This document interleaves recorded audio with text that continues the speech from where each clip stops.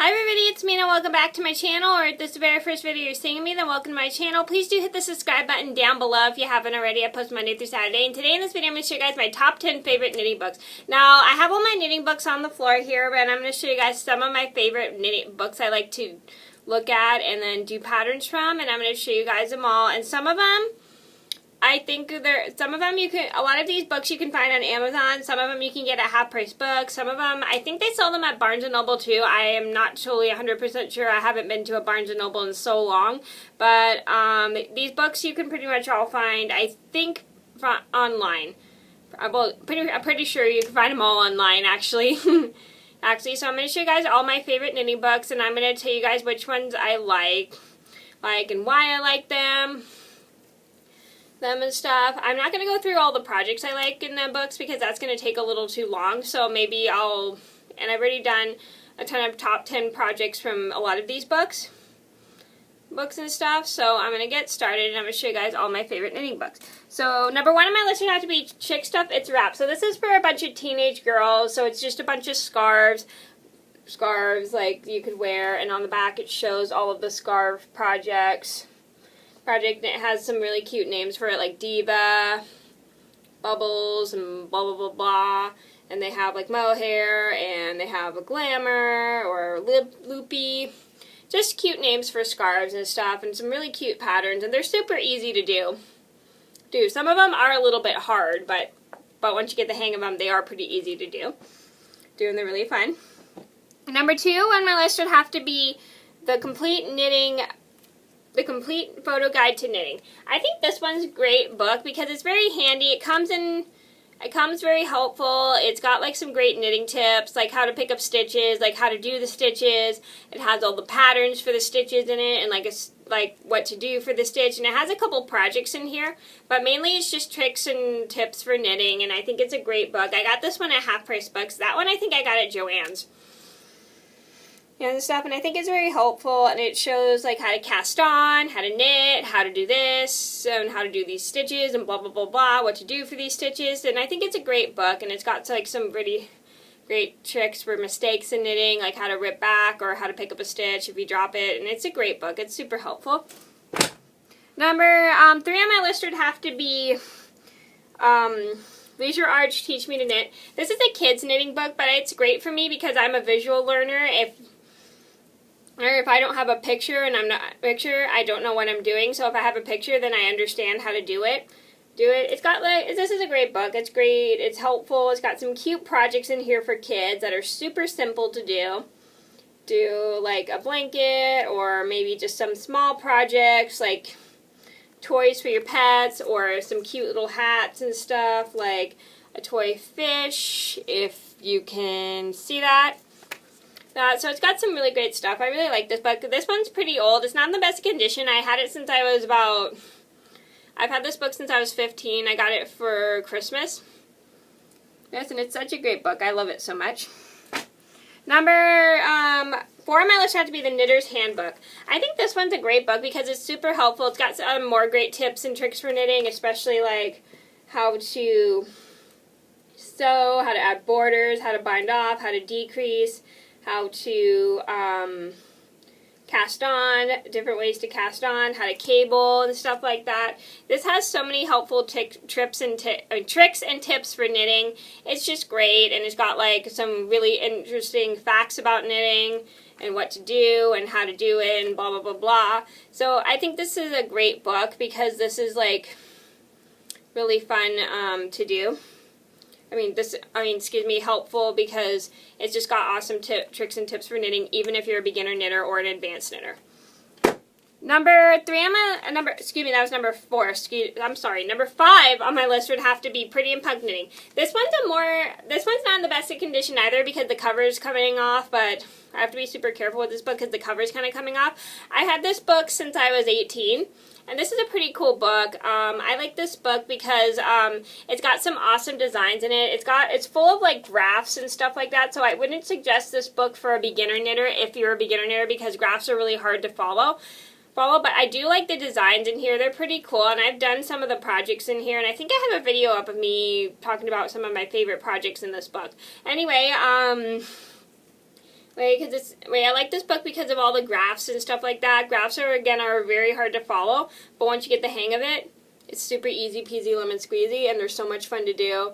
And it's got some pretty interesting hats. It's got some arm warmers, not leg warmers. It's got wrist cuffs. It's got like a lot of great stuff in here, especially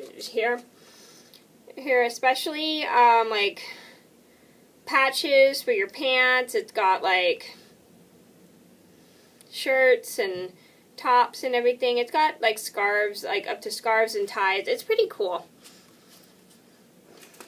Number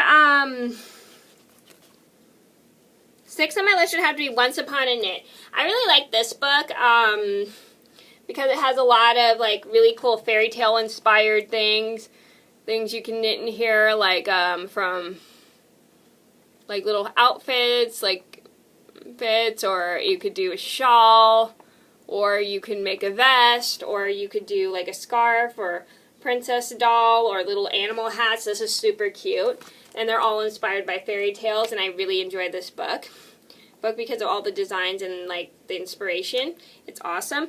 Number 7 on my list would have to be Vampire Knits. This one is like probably my number 1 favorite. This book's not too much in the best condition because some of the pages are a little ripped because I accidentally had it with something wet in my backpack by accident. Whoops, but it's still in the best of condition mostly. And it's got all this like really awesome vampire stuff, if you can see that. And they're all inspired by, the author inspired everything in here by Twilight because she was really into the Twilight series and reading it, which I think is pretty cool. I wasn't too much into the Twilight series. I only read the first 2 books, to be honest, and I've only seen like the first Twilight movie, so I was never really into the Twilight books, but I love the designs in these books. I think they're pretty awesome, and it's like probably my number 1 favorite book that the author who wrote this book, Genevieve Miller. So her name's Genevieve Miller. She wrote these 2 books, and I think they're great books because they're great for if you're an advanced knitter or if you want to add some fairy tale to your life, or vampire to your life.